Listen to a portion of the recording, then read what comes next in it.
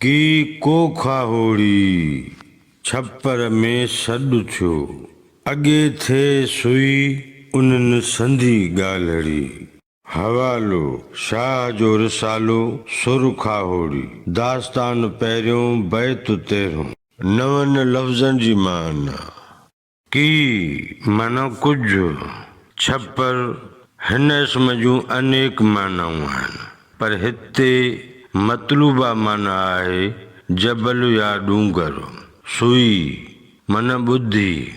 हिन बैत जे ॿिन्ही मिसरनि जी जुदा जुदा सादी सम्झ। की को खाहोड़ी छप्पर में सॾु थियो। जबल मां इहो आवाज़ थो अचे त को डूंगर में खाहोड़ी आहे। अॻे थे सुई उन्हनि संधी ॻाल्हड़ी जन खाहोड़ियुनि जूं अॻे ॻाल्हियूं ॿुधियूं हुयूं। हिन बैत जो मजमूई मतिलब ऐं मफ़हूम हीअं बयान करे सघिबो। की को खाहोड़ी छप्पर में सॾु थियो अॻे थे सुई उन्हनि संधी ॻाल्हड़ी।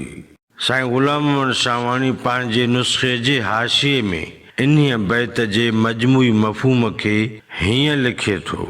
ऐं खाहोड़ी धणी वटां का अलस्त में कयल वादे जे वफ़ा करण लाइ तलब थी आहे। छा इन्हीअ ॻाल्हि जी अॻे ई ख़बर ॿुधी थी।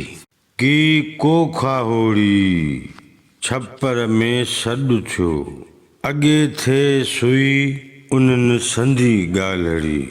लतीफ़ साईं सुञ जो सफ़र कंदड़ खाहोड़ियुनि जो ज़िक्र कंदे चवे थो त छप्पर यानी जबल में रुगी रुञ सुञ थी सुझे पई।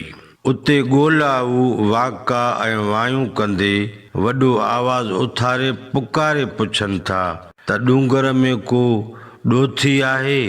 उहे ॾोथी खोड़ सारा खाहोड़ी जेके डूंगर जा ॾुखिया पंध करे हिते पहुचंदा आहिनि जंहिंजूं असां अयामनि खां ॻाल्हियूं ॿुधंदा आया आहियूं।